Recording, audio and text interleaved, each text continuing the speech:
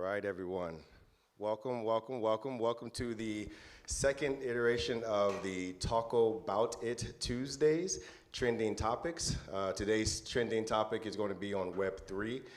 We have two guests here. We have Chidroop here. He's a grad student here, but also our resident AI expert. He may not want to be called that, but I'm going to give him that title. And then we have Mitch here, Mitch Jackson.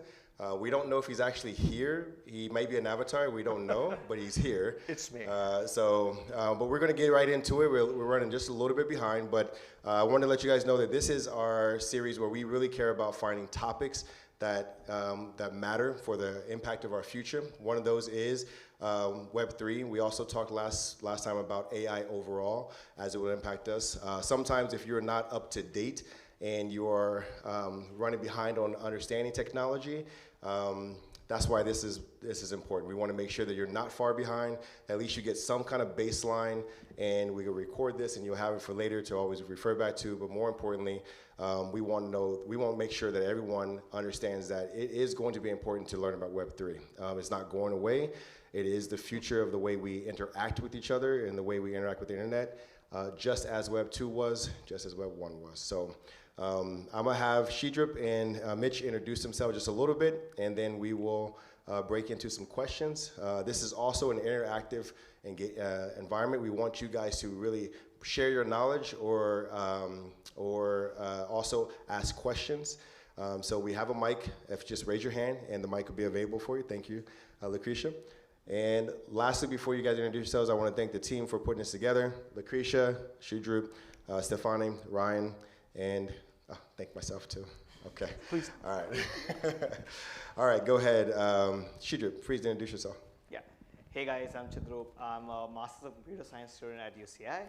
I have probably been working in the Web3 space for the past over 5 years.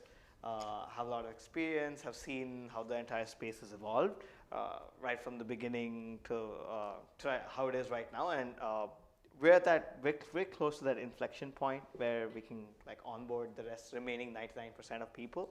So yeah, as John said, we want to have an interactive session today. It's not more like just us talking.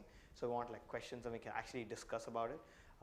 And we plan to do this every Tuesday for some kind of a trending topic. Yep. That's a bit about myself. It's exciting to be here. This is, to me, what business, what society, what communities are all about moving forward. I'm so excited about being a part of today's event and talking about Web3 and AI and maybe the legal business integration of all the above. I bring to the table 37 years of practicing law and litigating cases, 25 of those in the tech space, representing both sides of the fence. And basically one of the advantages of a lawyer being in these new and exciting spaces is we get to see things happen.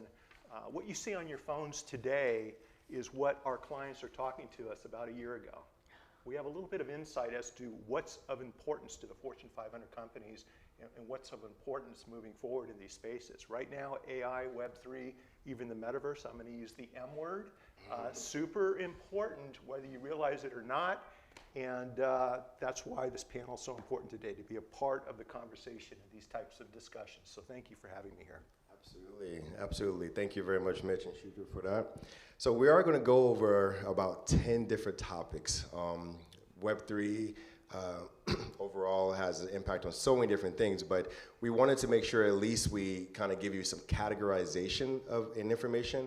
We think that'll help out a lot. So we're going from talking to things like such as decentralization that we're going to talk about, some other things like Mitch was mentioning, legal and regulatory impact, and we'll talk some things about some of the more widely spoken about things such as tokenization, right? Or a DAO. What is a DAO, right? So before we go into the topics though, can you, Mitch, just break down a little bit of like, just a little bit, what was Web 1, what was Web 2, and then give a general perspective of what Web 3 is before we get into the context. Web 1 for me was 1995 when we put up our first website. It was like a billboard, but it worked really well. In 8 months, we had a big $1 million case come in through our website. And while I've never been accused of being the sharpest knife in the drawer, I realized there was something to this internet thing. I put something up, people come and click and call us. Web 2 is a little bit more interactive, dynamic, right? We have video and audio. Web 3, in my opinion, is something completely different with the decentralized element of, in a theoretical world right now, one company doesn't control everything, although we both know we're not quite there yet. So it's just an interesting business tool or dynamic from my perspective that I think we all need to embrace in order to leverage new opportunities and better client experiences for our clients and customers. At least that's my definition from a lawyer's perspective. Yeah. Sure, go ahead, Chidroop. Yeah, I agree. So I think when we talk about Web3, it's all about the custody, who's having the information, who has control over the information, and who owns the information, right? So it's like three different things. And I think that's where the entire change is, right? For example, today, yeah, bank can say you have this many $1 million. It's just a number in the database for them, right? So it's all about, and only they have control of that. So that's essentially how Web 2 works, and that's how Web 3 is going to change. But yeah. Awesome, thank you for that. So let's get into our first category, a couple questions. We can veer off this if you guys have some engagement, but we're gonna go through different topics, okay? So decentralization, what is it, first and foremost? And what is its role and impact it's going to have on some of our traditional intermediaries, such as like banks or social media, things like that? Okay. So maybe I can go on the technology standpoint, and then Mitch will maybe go on to maybe the legal side of it. But decentralization is something like this, right? So let's say today there's some data with a bank or with any institution, right? Only they have access to it because they have a database and a server, etc. Not too much to get into the weeds, but only they have access to it, even though it's your data, right?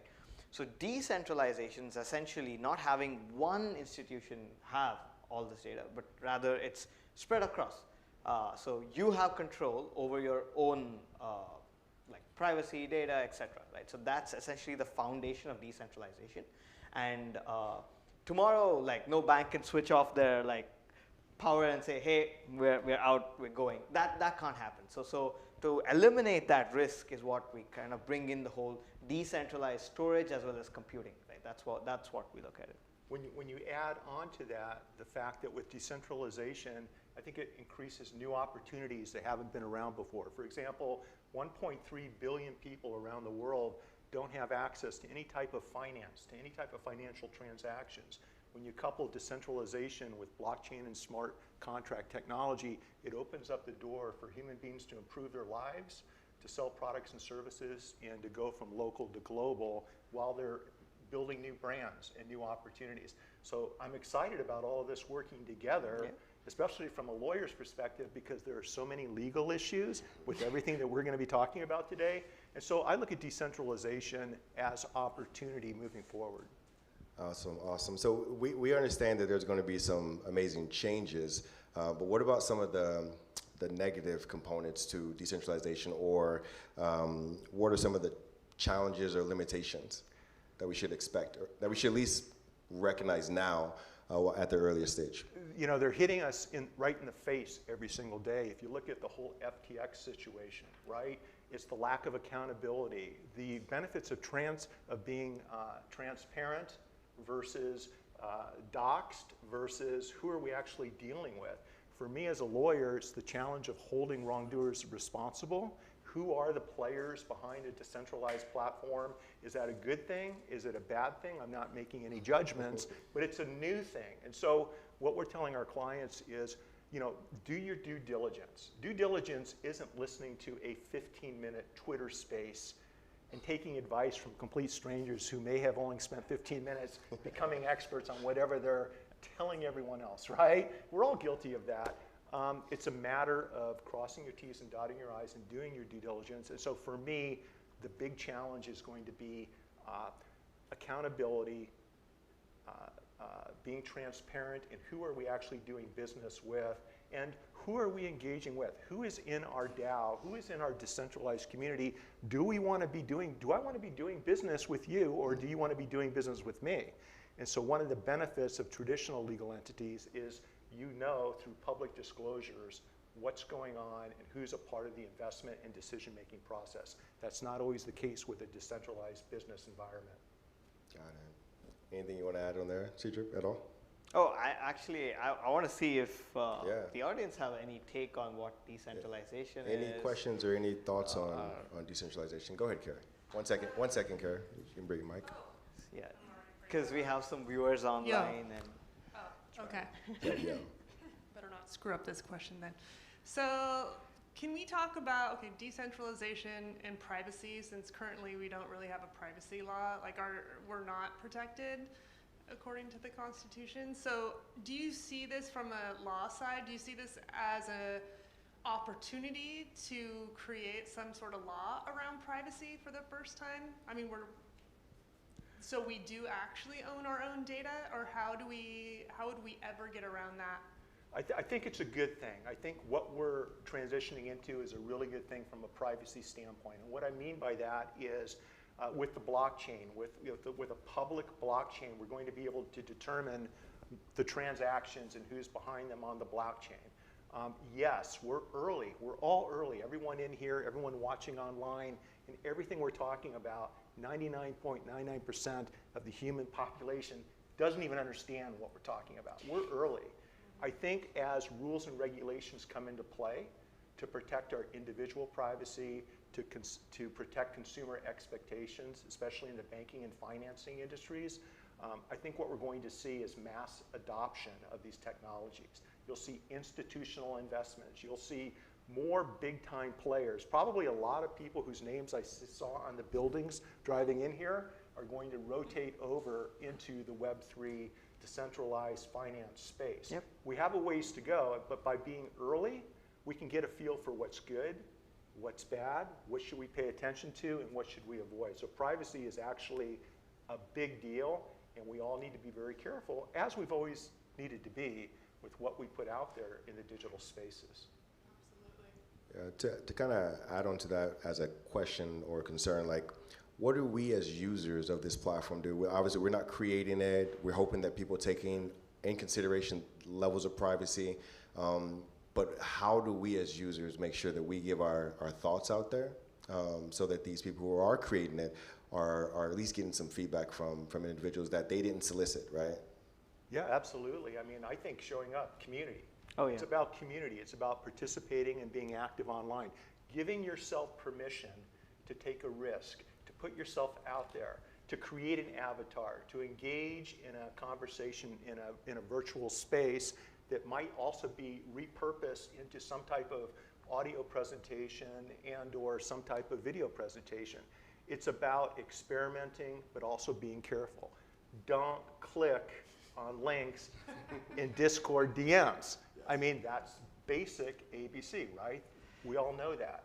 But I think things are a little bit more creative in the Web3 environments now. Yeah. It's hard. I have a friend that's keynoting today at CEX. I spoke at CEX last year, and he was kind enough to give me a shout out. He had the highest civilian clearance for computer technology during the Persian Gulf War. He actually was over there advising the US government. Long story short, last year, just before CEX, this is a brilliant cybersecurity expert. Guess what? His 3 girls were playing on a platform. He needed to get in and do a transaction with a non-fungible token. He clicked a link and realized, oh my goodness, that was not a smart thing to do. Within minutes, I think he was out of pocket $20,000, $30,000, $40,000, $50,000. If it can happen to someone like Brian, it can happen to all of us. So sometimes we need to pump the brakes, slow down, and give thought to what we are trying to do. It's a great question. Yeah, so I agree with Mitch, right? So I think this might sound cliched, but like Web3 is really about honing in on with great power comes great responsibility. It's literally that, right? Because you don't have a bunch of executives deciding what should be private, what should not be private, or like you don't have them taking all those decisions. Rather, it's like free for all. Like you have everything that's right out there, right? Yeah. The Wild West. Yeah. So I have a question about what Chidroop said earlier. You think that Web3 is about to reach an inflection point, and I personally disagree. The main reason being legal repercussions. So what I think is, when the law allows some things which are beneficial At the same time, they'll be allowing things that are not beneficial to those who will be making the law, or to those who lobby the ones making the law. So when you let's say you make some sort of things legal and great, everyone can use this. At the same time, you're giving power to DeFi and a lot of things that go with it. And when you give power to DeFi, that takes away power from the current financial institutions who are in power. And I think that's not going to happen very quickly. So from your point of view, how soon do you think this transition will take place? First question. Second question is, you may say that those, the big guys, the big banks, they will come in on Web3 and crypto. But then when they do that, it's through the whole centralized exchange, technically them being in power behind the scenes, like FTX. So that is not actually Web3. That's not DeFi. That's not DeFi. Yeah. So where do you see it going in the near future? Because I don't see it's going to be resolved very soon. There's a conflict of interest when we talk about Web3 and mass adoption. So when we talk about Web3, let's take a step back from the 30,000 foot level and talk about this new type of technology, whatever we want to call it. I'm not one to label technology. I just like using it and advising my clients. I feel like we are back in the early years of the internet when there was 30 major web browsers out there. Okay, I was the guy coding using a dial-up modem to get to a bulletin board on the internet. If you didn't know how to do that, you couldn't access the internet. When browsers came out, all of a sudden, everybody on the street, all the lawyers in my building, all my clients started accessing the internet. A lot happened from the early 90s to the end of the 90s and the early 2000s. I feel like that's where we are right now with the Web3 technology. We're super early and we're all trying to figure this out. Having said that, I see companies like OpenAI grow at unprecedented rates because it's artificial intelligence, but that plays well with Web3 technologies. They all work together. And when you look at Fortune 500 and Fortune 1000 companies, every single one of them is putting money into the technologies that we're talking about. You don't have to be a rocket scientist, and I know rockets are a big thing here at UCI, to figure out that there's something to what we're talking about, however we label it. But you're absolutely right. Until there's some type of regulation, it's not going to grow as fast as it could. The challenge for me is who's going to regulate this? I don't have confidence with Congress doing this. They're still trying to figure out how Facebook pays to stay in business, right? And so it's going to be an interesting dynamic, and I think the future is in your hands. The future's not with someone like me. It's how are you, the young entrepreneurs, going to take and mold and put this amazing power, into use for good and to help humanity. And I have all the confidence in the world that's going to happen, especially when I talk to my clients. But you're spot on. There's a lot of balls being juggled in the air right now. And I'm going to keep my answers a lot shorter. I'm sorry. No. We could probably both talk all day about this. No, let's continue on that one though. But okay, so knowing that this is new, can we go back a little bit what you were mentioning, like with Web 1 in a sense, and you also mentioned about community. I remember when Jean Case and I believe her husband, built America Online, and they had intended that America Online would be more of the community on the internet. And it transitioned way away from that, obviously. There were so many other reasons why, business being transferred. But you're mentioning today how we as users of Web3, there needs to be community. How do we build community? And then when we do build that community, how do we regulate that community? And I don't want to go too far down that. But you know what's interesting? Because that's probably the most important question to what we're talking about from my perspective. Everything I've always done. I grew up on a ranch in Tucson, Arizona. I was the first one in my family to go to college, much less law school. When I moved out here, I knew one person in Southern California. When I went to law school, passed the bar, I built my clients up one at a time, playing basketball down at Main Beach, just down the street with the guys on the court. Those are my first clients. I was a hustler, right? But that was my community. And so I had to give myself permission to step out onto the basketball court and run with some really good ball players to start building those connections. I think all of us need to give ourselves permission to start playing around with these platforms, right? To start going in and having conversations, to do shows like this, to do live videos, to attend events, to attend conferences. Most of the conferences that I'm attending right now are not legal conferences, okay? They're tech conferences, they're Web3 conferences, they're AI conferences. I'd rather be around a bunch of people that are interested in that stuff, sorry internet, than a bunch of lawyers, okay? For me, it's just much more interesting. That's how you do it. And I think the companies that build communities are the companies that will build success down the road. So in a sense, you mentioned kind of like how OpenAI, it is AI based, but it plays together with Web3. There is a community being built right now, those who are using it, and then those who are kind of somewhat against it. Is that what you mean by like they're open up their research and they say it's research and they ask for your feedback through the process, but they're not really building community. Community is happening because we're all interested. Right. Right. So how like maybe it's a larger question for a large question for another day, but we know that community is important. It's just how do we start it if we're not in the Web3 space and we're not someone creating the Web3 component where the community we built? How do we start the community? Is it a LinkedIn group or where does it begin? That's exactly what it is. It's a Web2 LinkedIn group. It's a Facebook group. It's a Twitter space. It's a LinkedIn live audio.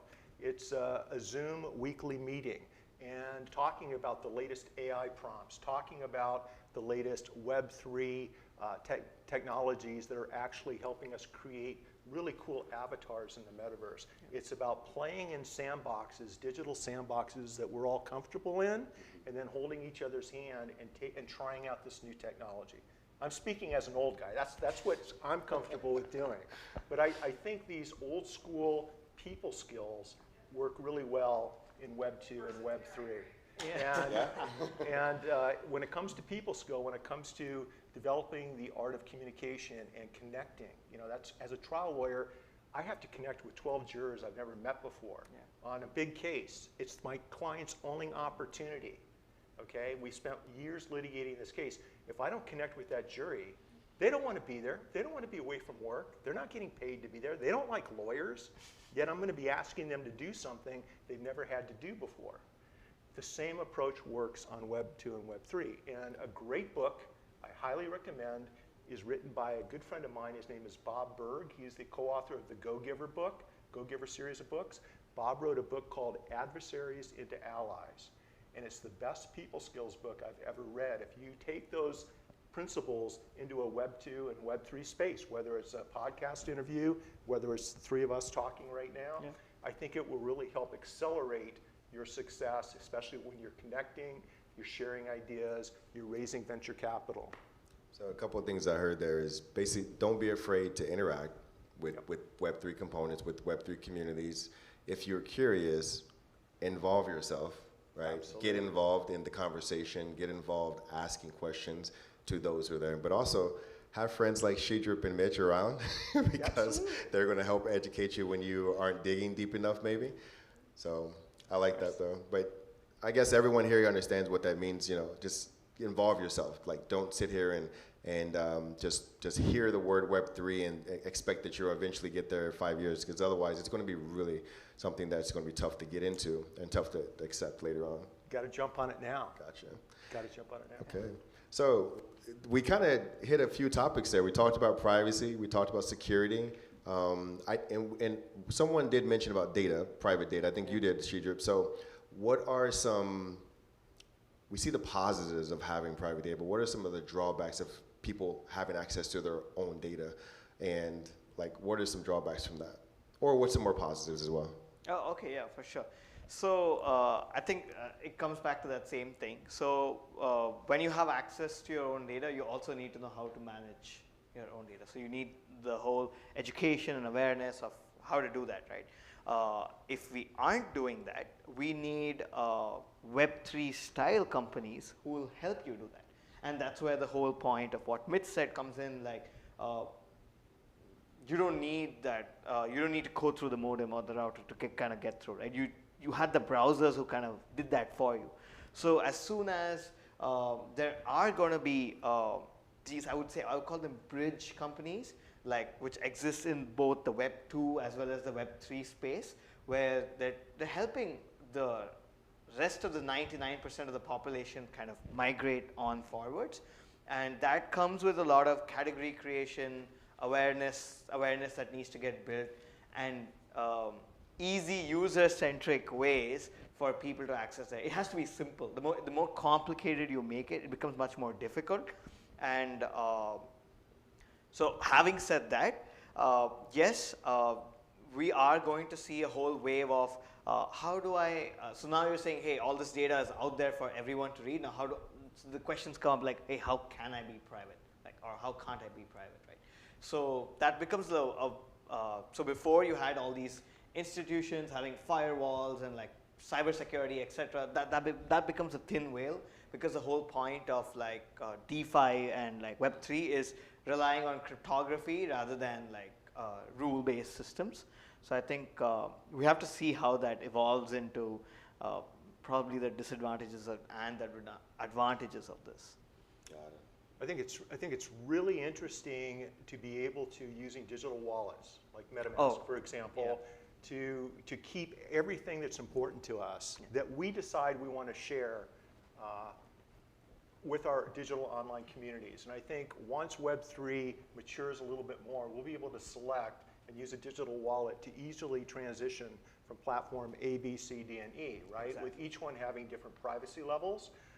When these companies make it as simple as walking into a room and flipping the switch of flipping the switch on the wall and the lights come on, that's when everything's going to take off. Right now, I don't know how the electricity is generated here at UCI. Right. I'm not sure how this building is wired, nor do I really care. All I want to know is when I flip the switch, do the lights come on? Yeah. The same thing applies, I think, when it comes to what we're talking about. And all I know is when someone turned me on to, for example, Ledger wallets, right?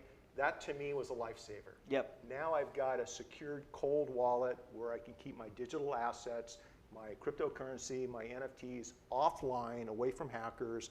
It's safe, it's secure. I don't know how they designed Ledger wallets or any leading wallet. I don't know the technology behind it. I just know that it works. Does it work? Yeah. Right? So is that kind of what you're saying? Like for example, the reason why VR kind of came and went and come and went, and it keeps coming because it's not as easy as just a switch on, switch off. Is that kind of something what you're mentioning? Look, you're talking to somebody that was an early user of Google Glass. I had Thomson Reuters hooked me up with Google Glass to try a case through the lens. It was a 3G environment. Okay. Google Hangouts in the courtroom. I could talk to an expert witness in my ear while I'm asking a juror questions, but the technology wasn't there. It was ahead of its time, right?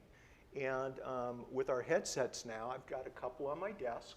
I can put it on quickly, but it still takes a little bit of time and effort, right? And even though they're inexpensive right now.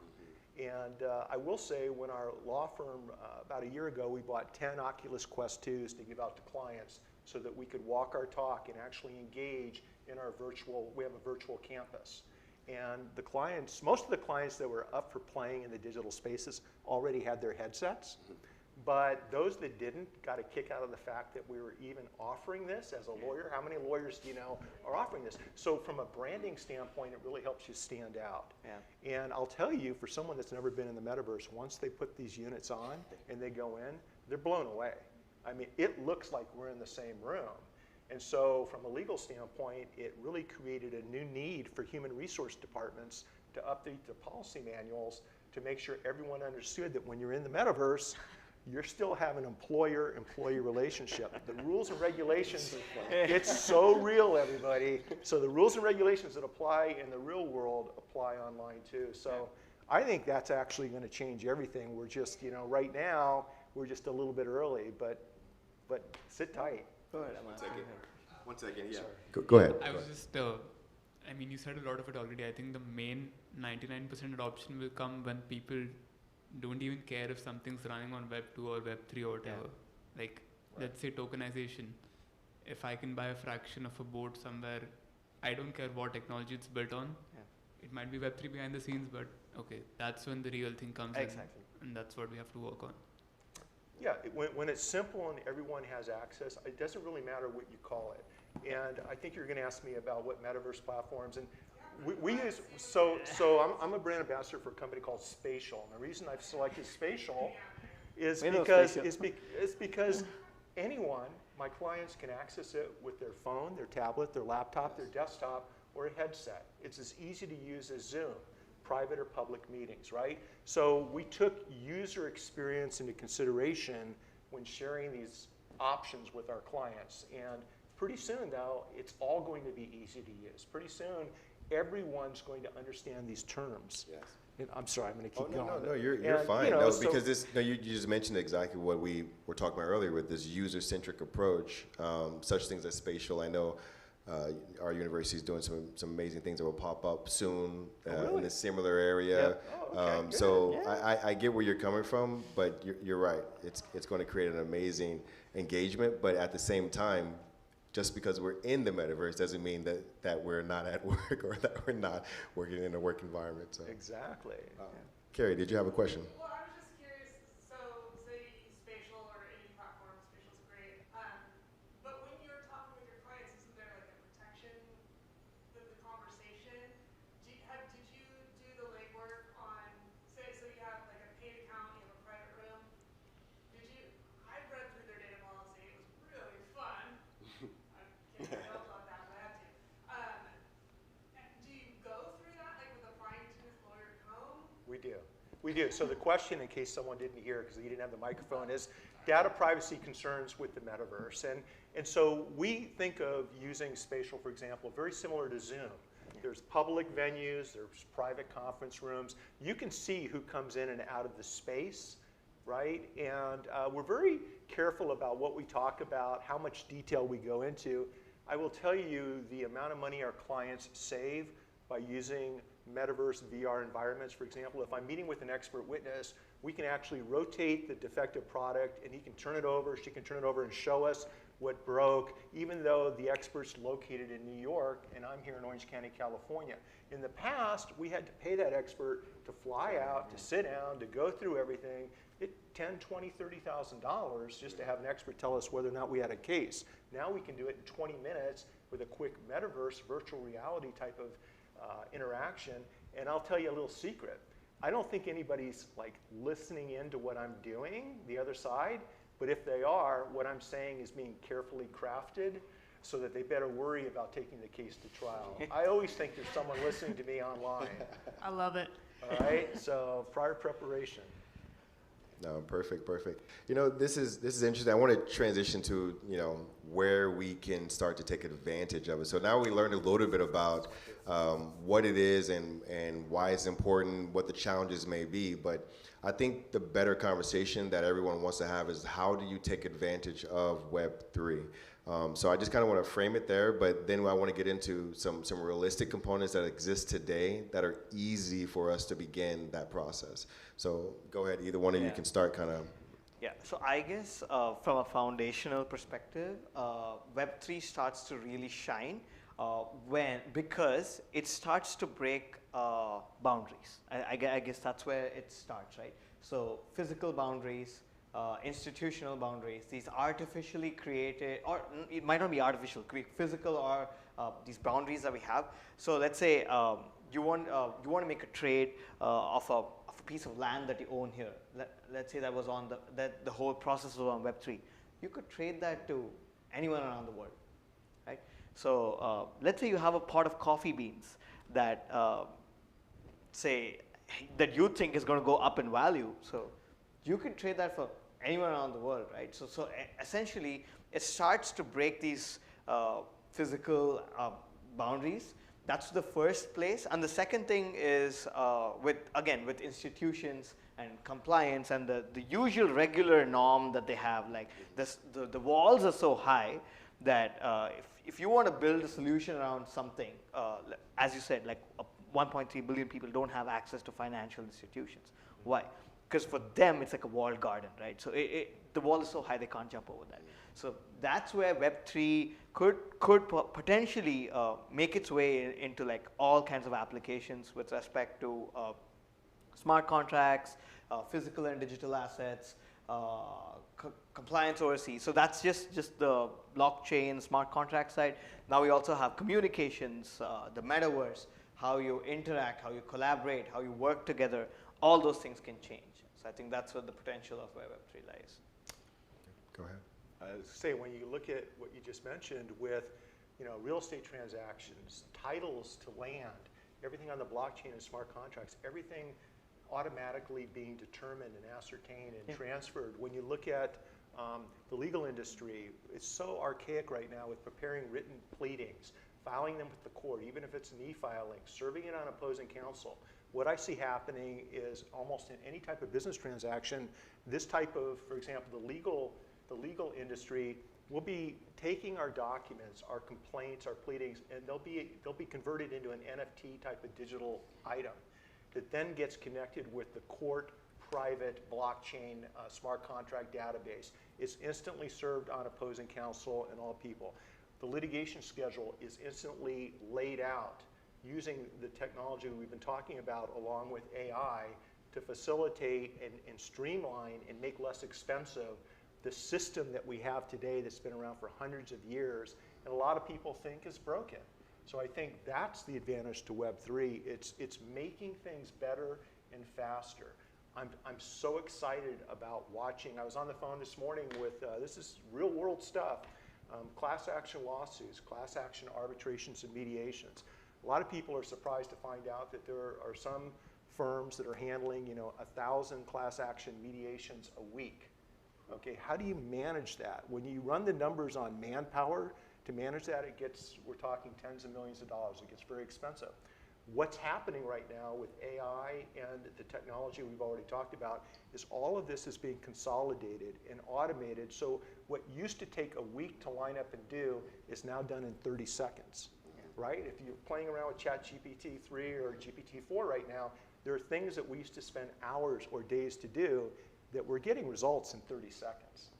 And so I think securing that type of information with blockchain and smart contracts, with Web3 technology, that's where the magic happens. And it's going to reduce the amount of time and effort that we have to put into what we're doing. It's going to eliminate some jobs, but just like the horse and carriage industry evaporated when the automobile, for good or bad, came along, it's going to create many, many new jobs and opportunities. I can tell you right now, with everything that we've talked about, it's made me a better lawyer. It's made it more exciting to practice law. You're not going to hear many lawyers that have been doing this for 37 years who are still excited to get out of bed in the morning and try to do good for their clients. And with this new technology, it's making the practice of law fun and more enjoyable. Why? Because it's easier, it's faster, it allows us to get better results for our clients at less cost to our clients. And in the end, that's what it comes down to, is the client experience. So whatever we call it, whatever technology we use, I think in the end, if we're creating a better client experience while fixing their problems, while getting them the results they're looking for, that's the end game for any type of entrepreneurial effort. So what about because we see the true benefit for businesses and how they need to adopt now and prepare, how to grow and scale with the adoption of Web3, but what about the individual? So, if you didn't grow up learning about stocks, you don't know about stocks. If you didn't grow up learning about real estate, you missed that market. The lack of knowledge also means your lack of implementation, right? So what about those who, as they learn from us, listening to this conversation, and then they go off and go learn about tokenization and digital assets, they may get inspired, but they may not act.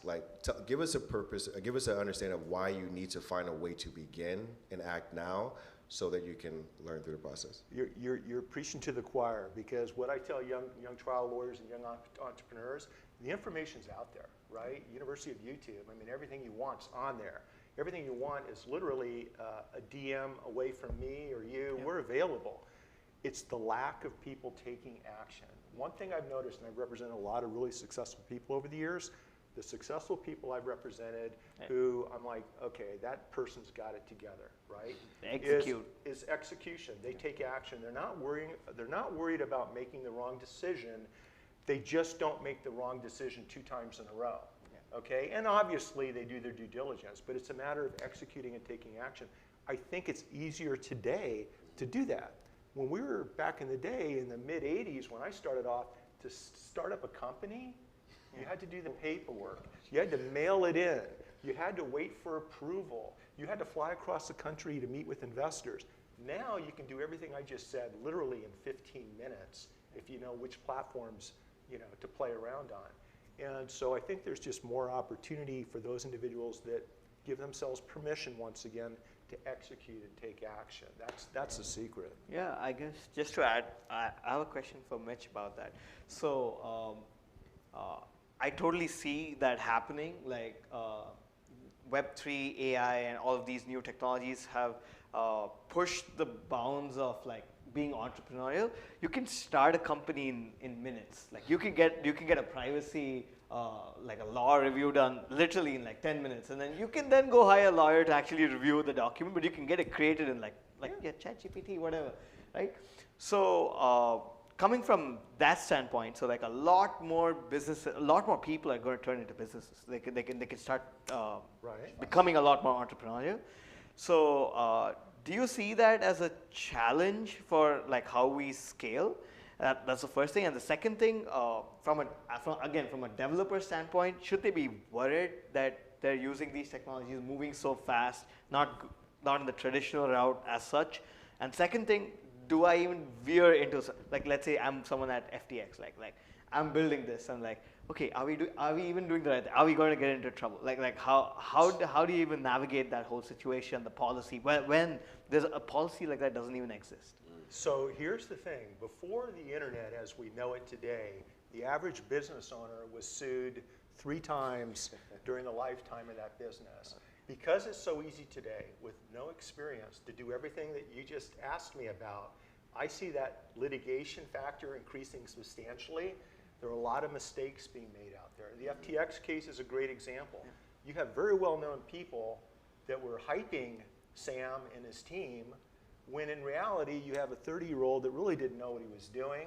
Okay, I'm just going to put that out there, and it's going to go to jail. Okay, he committed crimes in my opinion, and a lot of people lost a lot of money. So by making things easy, it also opens the gate up to a lot of inexperienced users. I think we have to take personal responsibility. Yeah. In other words, it's you starting your company, it's you doing your due diligence, it's you leveraging all of these platforms to create the product or service that you want to create. And by the way, you can never be too old to do this. For example, here's something we're working on as a lawyer I'm really excited about. You all probably noticed the Drake story last week where somebody apparently took his voice and image and album covers and all this other kind of stuff. You're listening to AI put your face on my body to do a major motion picture. One of the things that we're doing at our law firm is we're actually opening up a new division, and we're offering licensing opportunities to entertainers, to influencers, to brand ambassadors, to artists and creators, so that they can license their image, their likeness, for all of the above purposes in the Web3 platforms. It creates new opportunities. So I'm looking at this as an opportunity to take an existing entertainer, client, and offer that person new income generating possibilities they may have never thought of. And frankly, most people aren't talking about the platforms that we're talking about today. They're not even aware of the options, so that they can do a concert in the metaverse in another type of Coachella environment, so that they can build out a metaverse space, right, and brand their gear on avatars and sell those items through non-fungible tokens. There's so many opportunities out there. Yeah, so I think let's stay there. Let's stay there for a second, because that's really important. Obviously, you're doing it with those who have name, image, and likeness today. But what about the up-and-coming individual who wants to gain that level of popularity? If they don't play sports, but they are an artist, and right now the NFT world says it was going to be great for you, but then it's kind of challenging, but you want to get in. That person's going to have a lot of trouble starting. So do they come to you for guidance, or where do they begin that process of learning about their name, image, and likeness? So my answer is a real-time answer. We're trying to figure this out right now. This is something new that I'm really, really excited about. I mentioned to Ryan earlier, my son is in this space, and I mentioned this to him yesterday, and I value Garrett's opinions. And I'll give him a plug. He's a post-creative strategist with VaynerMedia up in LA. He went to USC Marshall School of Business. Yeah, okay. Great kid. Played soccer here in the fields here back in the day. But Garrett's like, you know what, Dad, this is something that, this is a great idea. So we're running with it in real time. And so what we're trying to figure out is how can we introduce this maybe through existing agencies, existing agents or management companies who they understand and have heard about Web3 and the metaverse, but they're not sure how to bring their existing clientele into these spaces. So we step in a consulting fashion and show them the additional documentation that needs to be used, because there are a lot of new legal issues in everything that we're talking about that needs to be included in the licensing agreements. And so this would apply to well-established entertainers, for example, but also it's to the new up-and-comers, to the TikTok stars that don't really know from a business standpoint how to license their IP, right? How to monetize it, right? How to monetize it and protect it. And that's something we haven't talked about today, is the intellectual property side of everything we're talking about. To me, that's one of the biggest issues right now. Everything we've talked about involves intellectual property, copyrights, trademarks, and there are so many things that we need to watch out for when we're building out these platforms to protect our IP rights, to respect other people and companies' IP rights. I just think this is something that's moving in real time right now. No, I think you're right. I mean, if you do a little bit of research over the last couple of months, you kind of hear about like how Fanatics, the organization, one of the top licensing organizations in the world for memorabilia, jerseys, or whatever it may be. They're growing new sections of their company specifically because they have the ability to do so. But the question that I was asking was more so that individual who's up and coming, like how do they begin that process? But we talked about being actionable first, getting involved and figuring out where to start. But maybe NFTs were that time period a year and a half ago. It's just a little challenging now. Where do you kind of advise someone who's in that space, to begin or get legal knowledge on how to start? This is beautiful because the question you're asking is a real-time question. Just this morning, using ChatGPT, I asked it to help me start a book, and it gave me, in 45 seconds, 15 major chapters to show a young influencer what they need to pay attention to with respect to this topic, okay? Over the next 3 or 4 days, we'll be drilling down on each chapter. By this time next week, it's going to be available on Amazon. The reason I know this is I've already written 2 books since December. One's the Web3 Metaverse and AI Handbook, and the other one has to do with some legal technology stuff. Very open and transparent. I'm using AI to help me do all of this because I want to walk my talk, but the idea will be a young TikTok star will be able to grab this book, understand in 1 or 2 hours, pick a chapter that's of interest to him, her, or they, and get up to speed on the legal and business side of what we're talking about. But just like any new entertainer, you don't know where to start. Now there's just more opportunities. So you don't have to walk into a crowded space. You can start and do your own thing on your own Web3 platform in your own way, catering to your own community like we talked about. And I think that's the direction that this industry's going. Yeah, so I'm excited about it. Go ahead, Chidroop. Yes, for all the people who are thinking, oh, we're going to lose jobs and all of that, Mitch has got a new division that's just opened. He's looking for all these. Yeah, exactly. 2 days ago, I think all those resumes had to go flying in there, because this you can see it real time as things are not even being taken away, but there's already new opportunities, right? So I think the opportunities are getting created faster than what's being lost right now. So. I was on a show, Wall Street Journal, with Gabby Stern and Peter Diamandis, who's a pretty well-known entrepreneur. He's mining meteorites and physician and MIT scientist. And this is 10 years ago. And Peter told me, Mitch, if I have my choice between you or that AI robot that just won the last 999 cases in a row, I'm going to go with the robot. This is 10 years ago, right? And so it's just a matter of embracing this new technology, leveraging it. For all the lawyers watching who are afraid that AI is going to put us out of business, you know what?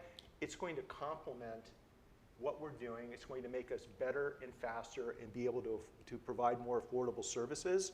That NDA, that non-disclosure agreement that maybe we used to bill a client X amount of dollars to create, well, now, ChatGPT or GPT-4 can do a pretty darn good one in about 45 seconds, But if you're using it for a really important purpose, I would suggest having someone look at it. Review. Because what I am noticing is some key provisions are missing, but guess what? You let AI train itself over the next year, it's going to be smarter than any lawyer I know. And by the way, someone the other day was pointing out the hallucination aspect of AI, giving wrong answers, citing incorrect cases. I said, I was in court last week.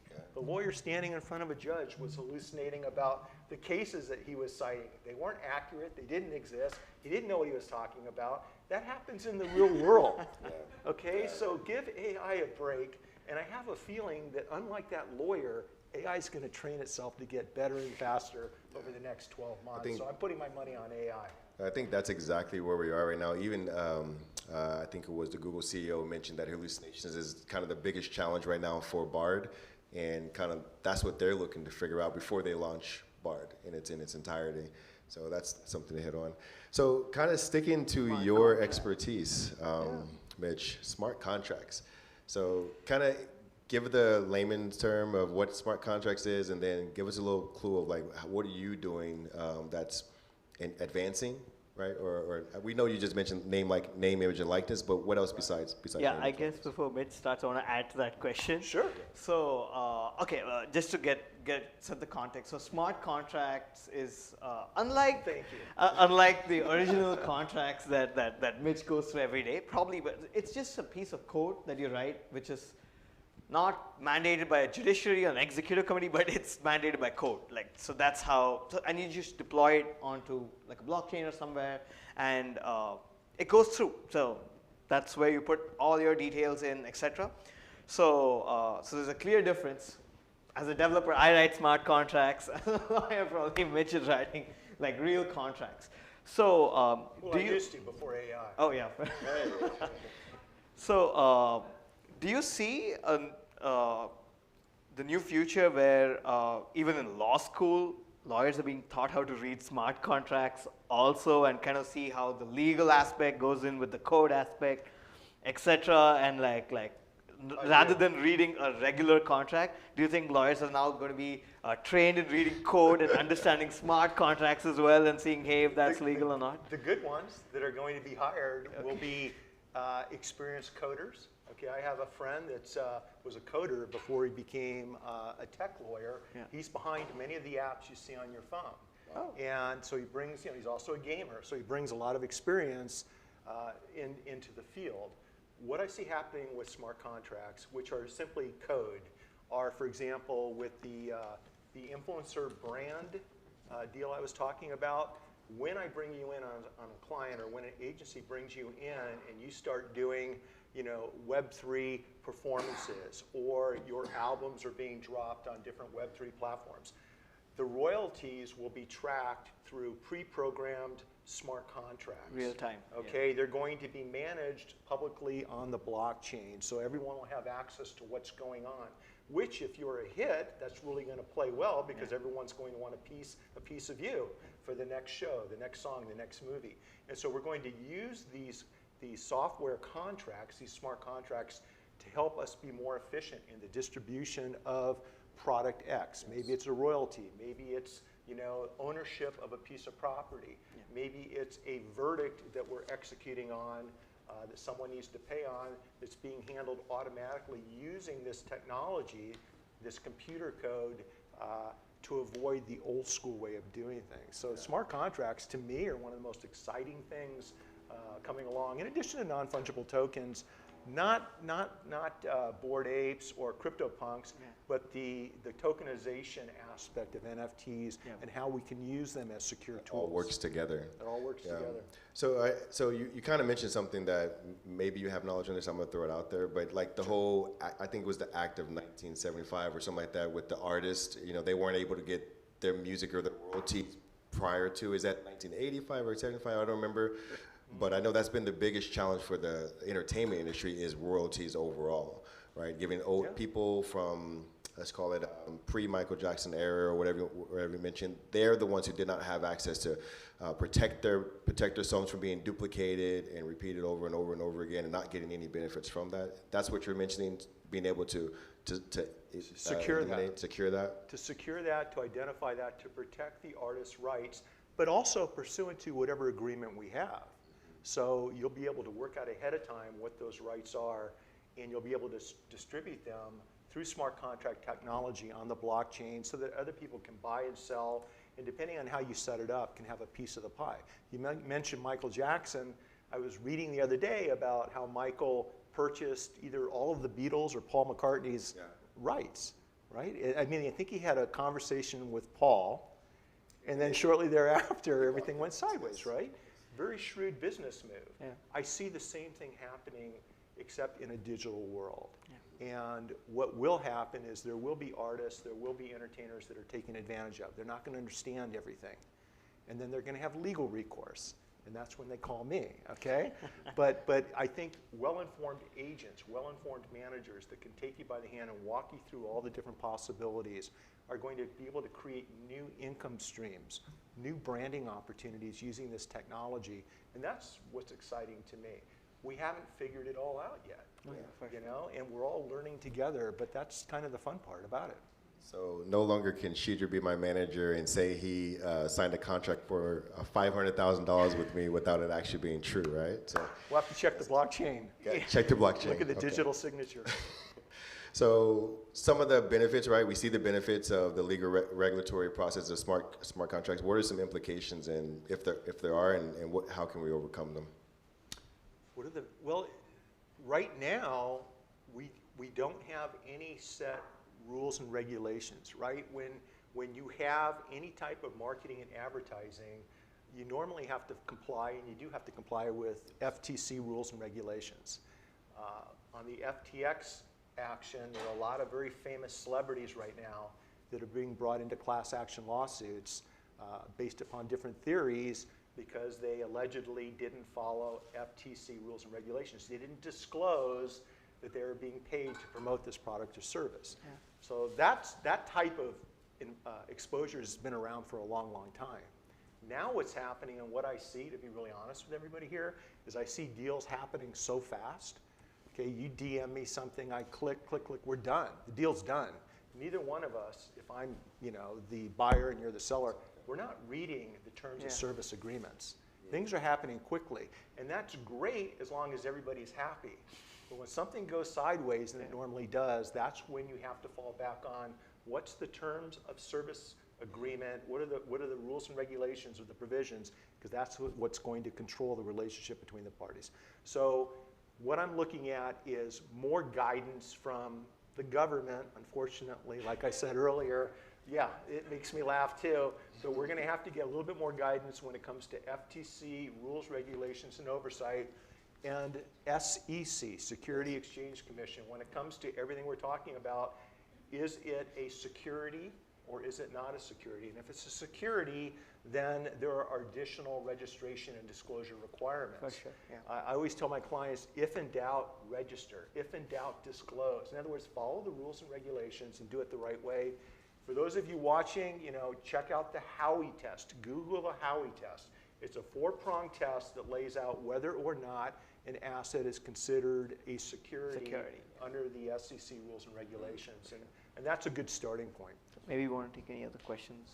Yeah, and before we kind of move on to a couple more topics, any questions at all?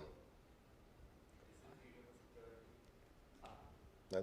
Okay. Maybe you want to ask? Yeah, you want to. Is Ethereum a security? Is it what? Ethereum. Like Ethereum, the blockchain, and ETH being the currency. Right. Is it considered a security by the SEC? I don't know. Yeah, even the chairman doesn't know. So whether or not cryptocurrencies, for example, whether or not they're a security, whether or not an NFT is a security, these are all questions that still need to be determined. What you read on your phone is normally a particular case, particular set of facts. It's not a blanket ruling. So pay attention to that. And the other big issue right now, before we wrap things up, depending on if we have to wrap things up real quick. We're going to do one more This question. is really important, is intellectual property. When it comes to artificial intelligence, when it comes to AI creating an image, a song, a movie, whatever it may be, can you copyright that particular digital item? And right now, the copyright office is indicating, if there's no human interaction, no human involvement, then it's not something that can be copyrighted. We think that's going to eventually change. Oh, but we put in the prompt, so there is human interaction, and also the. I don't disagree with you, right? Yeah. But here's the thing: if you came to me and I'm an agency and I use third-party AI consultants to create that ad, and you spend $8 million for a 30-second Super Bowl ad, and you find out that logo, that creature, that tune, that song, that image isn't copyrightable, you're not going to be happy with it. And also, who owns the copyright? Did the guy who put in the prompt owns the copyright? Did I pay for it? Did I own the copyright? So is the AI who owns the copyright? So how do we fix this? And the way we fix this is full disclosure. In other words, if somebody comes to me and I'm creating something via AI, full disclosure in writing as to what the issues are, the unresolved legal issues are, so that everyone can make a full and complete informed decision as to what they want to do next. I appreciate that. Like you mentioned, in governance, there's going to need to be some involvement. So you're working with the government to try to figure out, ways to secure this. I have a question more so from like a university standpoint. We're traditionally a research university. So, we have innovators, creators. Like, how is this going to support them in that earliest stage of their creation? And then maybe you can tap onto the fact that I know that the USPTO is overlooking how AI can support them in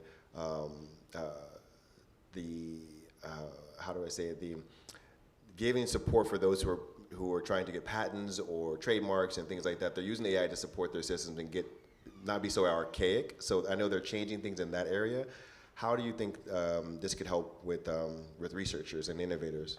So what I see eventually happening with IP law is that every asset that's created will be on the blockchain. It'll be linked to a Copyright Office smart contract. And so immediately within seconds, milliseconds, you're going to know whether or not you're violating someone else's copyright, their IP. It's going to be on the blockchain. It's going to be secured by smart contracts. Okay, that's down the path a ways, but that's what I see happening.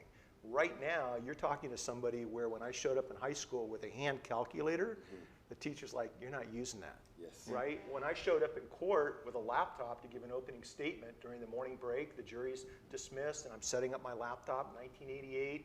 It wasn't a PowerPoint presentation, but that's what it would have looked like. The judge goes, what is that, Mr. Jackson? Well, that's a laptop. You're not using that in my courtroom. I'm like, you're not using that, right? Walk into a courtroom today, I'm looking around here. Everybody's got a laptop, right? What I see happening is universities, is educational systems actually embracing and encouraging all of the above, especially AI. Bring it on, use it as a tool, it will help you understand, develop, and do more things faster. And I think as that happens, and as smart contracts and blockchain technology improves, from the IP standpoint, it's all going to come together. The time frame is probably 5 to 10 years out, in my opinion, 5 to 10 years. because I think AI is going to exponentially speed up the process of everything we're talking about. But I see eventually, in 15 years, if we had this conversation, almost everything we're talking about will be, can you believe we even talked about that stuff? I gave a keynote in Toronto late last year. 30 different countries, lawyers, 30 different countries, 20 different states. I opened it up, I took the stage, and I played the 1995 YouTube video of Katie Couric, Matt Lauer, and Bryant Gumbel talking about this internet thing. What is this little circle thing? And what is this internet thing? Do you talk to it? Is it like a phone call, right? And I wanted everyone to see this 1.5 minute video, because I think that's where we are right now in today's world with Web3, AI, and the metaverse. We're talking about it like they did back in 1995. It'll be interesting to see what the conversation's like in 10 or 15 years from now. For sure. Because I have a feeling that everything we're talking about is going to be taken for granted now. It just is what it is. I appreciate your time, Mitch and Chidroop. This conversation is very interesting. That's why we went over time. But more importantly, I think what Mitch and Chidroop have been saying is to get involved. Don't let it just pass you by. Don't just be, 5 years from now, what is this Web3 thing? Like, you should know enough about it, how it can enhance what you're doing, or how you could actually learn how to do more to support the development, right? Support the conversations, get involved in groups that you normally would not get involved with, just so you have some kind of touch points on what Web3 is. I thank you guys for like going through the categories and really trying to put a foundation to the knowledge. And we look forward to continue having this conversation. Maybe there's a 2.0 to this. And any questions before we close down? All right. One question? All right, we got one question here. Thank you, Jaûne. So right now we are at the very peak and hype of AI that everyone's talking about it. Oh my God, it's going to be amazing. It does this, it does that. But we all know after 6 months to a year, this hype is going to go bust. And that's when people are going to realize the limitations that AI has, that are going to get like that punch in the face or slap in the face. Oh, look at this. It has these limitations. What do you think are these limitations that are going to be the factor behind that boom going bust? Okay, so I think very cool graph that we can all look into is I think it's by Gartner. It's called the hype train chart, something like that. It's by Gartner, okay, right? So yeah, so it goes like this. It talks about every time there's a new trending technology, there's this immense hype of like, okay, we can do this, we can do this, we can do this, and then there's a huge crash after that, which is like, okay, not possible. This is the issue. This is the issue. It goes below a certain threshold of like, oh, it's a viable. Let's say there's a horizontal line of it's viable. It goes below that, and then it slowly starts to take off. I guess Web3 and the metaverse is on the first peak right now, maybe, but with AI, I think we already surpassed that peak before. Like, so let's say even like 3-4 years ago. So we had a whole thing about, yeah, AI is going to be everything. So now where we see AI is not just the few people talking about it, like in a room and getting all hyped about it. Rather, it's hundreds of people, it's thousands of people using ChatGPT and things like that. So from now, what you're going to see with AI is its actual penetration, and it's not going to go bust from here. So it's just going to go up and up from here with respect to AI. Yeah, I would suggest, do you feel like the printing press made a change in society? Changed everything, right? It democratized information. Instead of the wealthy and rich and royalty only having access to something in writing, it made it available to everybody. Electricity did the same thing. It democratized so much our ability to engage and conduct activities 24/7 with lights and computers and everything else. I would suggest that what we're seeing with AI, throw whatever you know out the back of the car. I actually see just the opposite happening of what you just were kind enough to share with me. I actually see this as being the next major pivot in humanity, something unlike anything we've ever seen before. It's not a fad. It's not a passing interest. It's actually going to change, for good or bad, society, business, relationships, and humanity.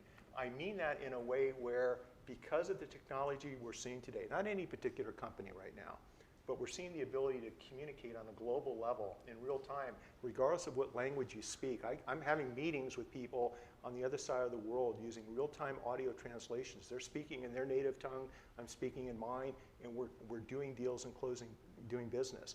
It's because of AI that this is happening. So I actually would suggest that we're just getting started. I would actually suggest that most people don't have a clue as to the power, the opportunity, and the change that's coming. Now, I may be wrong, or I may be right, but I'm betting on the fact that we're just getting started, and we're going to be experiencing a change unlike anything humanity has ever seen before. Okay. Mic drop by Mitch. No, so we are just getting started too with the TACO-BOUT It Tuesday, so please show up to our next one in 2 weeks. But thank you for your guys' time, and I appreciate it. Thank you. We're out. Thank you. All right. Thank you. That was fun. That was awesome. Yeah. Thank you. That was good. Appreciate it. Loved it. Great job moderating. All right, guys, we have tacos left. Please, about